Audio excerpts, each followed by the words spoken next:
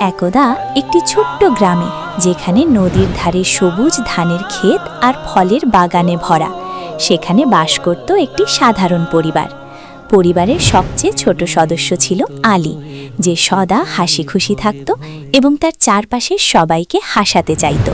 তার বাবা মতেন, যিনি গ্রামের একটি ছোট দোকান চালাতেন, মা খাদিজা, যিনি ঘর সামলাতেন এবং সবাইকে সুস্বাদু খাবার রান্না করে খাওয়াতেন, দাদা ফরিদ, যিনি পুরনো গল্প বলতে ভালোবাসতেন, এবং ছোট বোন সিমো, যে সব সময় দুষ্টুমি করে বেড়াত।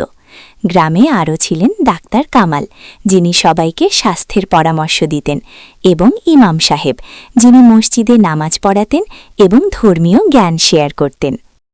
এক সকালে আলী স্কুল থেকে ফেরার পথে একটি চকচকে মানিব্যাগ পেয়ে গেল রাস্তায়।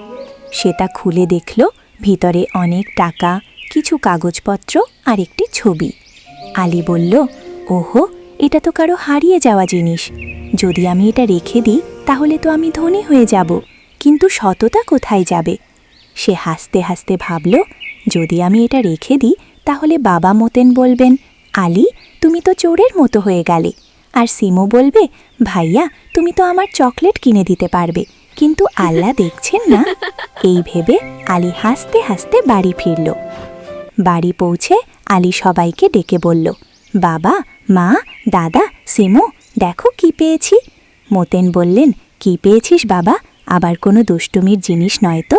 খাদিজা বললেন, আলী, তুমি তো সবসময় হাসি নিয়ে আসো, কিন্তু এটা কি? ফরিদ বললেন, বলো বাবা, কি অ্যাডভেঞ্চার হয়েছে আজ? সিমো বলল, ভাইয়া, যদি খেলনা হয় তাহলে আমাকে দিও।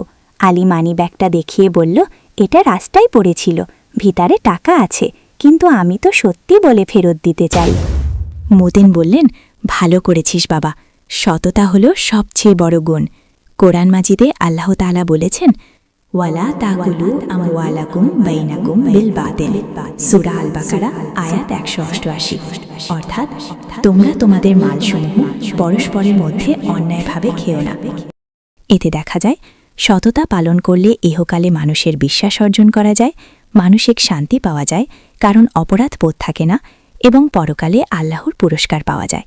কিন্তু অসততা করলে ইহকালে আইনের শাস্তি হতে পারে, মানুষের অভিশাপ পাওয়া যায়, শারীরিক অসুস্থতা আসতে পারে চাপের কারণে, এবং পরকালে জাহান্নামের আগুন।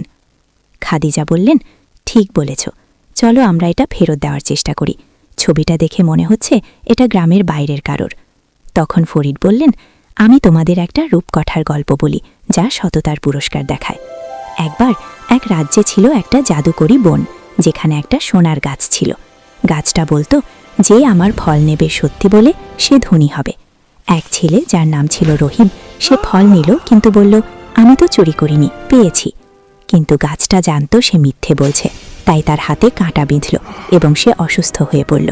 পরে আরেক ছেলে আহমদ সত্যি বলে ফল নিল এবং গাছটা তাকে সোনা দিল। এতে দেখা যায়, সততা শারীরিক সুস্থতা দেয়, কারণ মিথ্যে বললে চাপে শরীর খারাপ হয়, আর পরকালে জান্নাতের ফল। কিন্তু অসততা মানসিক অশান্তি দেয়, যেমন রহিমের হয়েছিল। সিমো বলল, দাদা, তোমার গল্পে তো হাসির কিছু নেই। যদি গাছটা বলতো, এই ছেলে, তুমি তো মিথ্যুক, তোমার নাক লম্বা হয়ে যাক, তাহলে মজা হতো। সবাই হেসে উঠল। আলী বলল, সিমো, তুমি তো সব সময় কমেডি করো, চলো আমরা মানিব্যাগের মালিককে খুঁজি। তারা গ্রামে খোঁজাখুঁজি করতে লাগল। পথে ডাক্তার কামালকে দেখা হলো। কামাল বললেন, কি ব্যাপার, তোমরা সবাই মিলে কি খুঁজছো? আলী বলল, ডাক্তার কামাল, এই মানিব্যাগ পেয়েছি, আপনি তো সবাইকে চেনেন, কার হতে পারে? কামাল বললেন, দেখি তো। ও, এটা তো শহরের এক ব্যবসায়ীর, নাম জাহিদ, তিনি গতকাল এখানে এসেছিলেন। সততা দেখে খুশি হলাম। হাদিসে রাসূলুল্লাহ সাল্লাল্লাহু আলাইহি ওয়াসাল্লাম বলেছেন, যে ব্যক্তি কোনো হারানো জিনিস পেয়ে তা ফেরত দেয়, আল্লাহ তার জন্য জান্নাত প্রস্তুত করেন। সহিহ বুখারী। সততার লাভ হলো ইহকালে সম্মান, মানসিক শান্তি, কারণ তোমার হৃদয় পরিষ্কার থাকে, শারীরিকভাবে স্ট্রেস কমে, রোগ কমে, এবং পরকালে সাওয়াব। কিন্তু অসততা করলে ইহকালে চুরির অভিযোগ, মানসিক অস্থিরতা, শারীরিক অসুস্থতা, যেমন উচ্চ রক্তচাপ, আর পরকালে শাস্তি। আর আধুনিক চিকিৎসা বিজ্ঞানের আলোকে বলতে গেলে অসততা বা মিথ্যা বলা স্ট্রেস সৃষ্টি করে, যা কর্টিসল হরমোন বাড়ায়, রক্তচাপ এবং হার্ট রেট বাড়ায়, যা দীর্ঘমেয়াদে কার্ডিওভাস্কুলার রোগের কারণ হয়। অবশেষে তারা জাহিদকে খুঁজে পেল মসজিদের কাছে। জাহিদ বললেন, আল্লাহ তোমাদের খুশি রাখুন, আমি তো ভেবেছিলাম সব শেষ, এতে টাকা ছিল আমার ব্যবসার। আলী বলল, আঙ্কেল জাহিদ, সততা তো আমাদের ধর্ম শেখায়। ইমাম সাহেব যিনি সেখানে ছিলেন বললেন, ঠিক বলেছ, কোরআনে আল্লাহ বলেছেন, ইয়া আইয়ুহাল্লাযীনা আমানু তাকুল্লাহা ওয়া কুনু মা'আস সাদিকিন, সূরা আত-তাওবা আয়াত ১১৯। অর্থাৎ, হে ঈমানদারগণ, তোমরা আল্লাহকে ভয় করো এবং সত্যবাদীদের সাথে থাকো। এতে সততার উপকার হল সমাজে বিশ্বাস, ইহকালে সফলতা, পরকালে জান্নাত, শারীরিক সুস্থতা, কারণ মিথ্যা বললে হার্টের সমস্যা হয়, মানসিক শান্তি। অসততা করলে ইহকালে একাকিত্ব, পরকালে আযাব, শারীরিক রোগ, মানসিক অস্থিরতা। জাহিদ আলীকে পুরস্কার দিলেন একটা নতুন সাইকেল। আলী বলল, এটা তো সততার পুরস্কার। এটা তো সততার পুরস্কার। কিন্তু গল্প এখানে শেষ নয়। এক উপগল্প হিসেবে ফরিদ বললেন, শোনো, নবী মুসা আলাইহিসসালামের গল্প। তিনি যখন ফিরাউনের দরবারে গেলেন, সত্য বলে বললেন, আমি আল্লাহর রাসূল। ফিরাউন মিথ্যা বলে শাস্তি পেল, কিন্তু মুসা আলাইহিসসালাম সফল হলেন। এতে সততা ইহকালে বিজয় দেয়, পরকালে মর্যাদা, শারীরিক শক্তি, মানসিক দৃঢ়তা। অসততা ফিরাউনের মতো ধ্বংস নিয়ে আসে। আরেক উপগল্পে ইমাম সাহেব বললেন, রাসূলুল্লাহ সাল্লাল্লাহু আলাইহি ওয়াসাল্লামের এক হাদিস, সতবাদিতা নেকিতে নিয়ে যায়, নেকি জান্নাতে নিয়ে যায়, মিথ্যাবাদিতা পাপে নিয়ে যায়, পাপ জাহান্নামে নিয়ে যায়। সাহি মুসলিম। কিন্তু কমেডির জন্য সিমো বলল, ভাইয়া, যদি তুমি ভাইয়া, মানিব্যাগ রেখে যদি তুমি দিতে মানিব্যাগ তাহলে আমরা রেখে ধনী দিতে, হতাম। তাহলে আমরা ধনী হতাম। কিন্তু আল্লাহ বলতেন, এই সিমো, তোমার দুষ্টুমি বন্ধ করো, না হলে তোমার খেলনা উড়ে যাবে। সবাই হেসে উঠল। পরই আলীর সততার কথা গ্রামে ছড়িয়ে পড়ল। জাহিদ তাকে তার ব্যবসায় সাহায্য করলেন। আলী সফল হল। মতেন বললেন, দেখো সততার পুরস্কার কত বড়।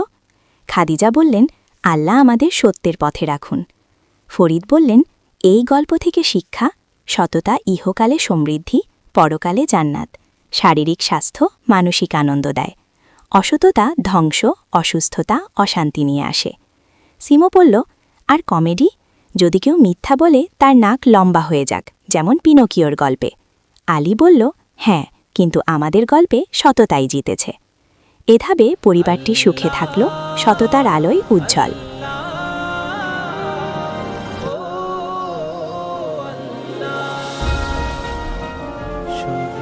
আল্লাহ হাফেজ। কমেন্ট করুন, শেয়ার করুন।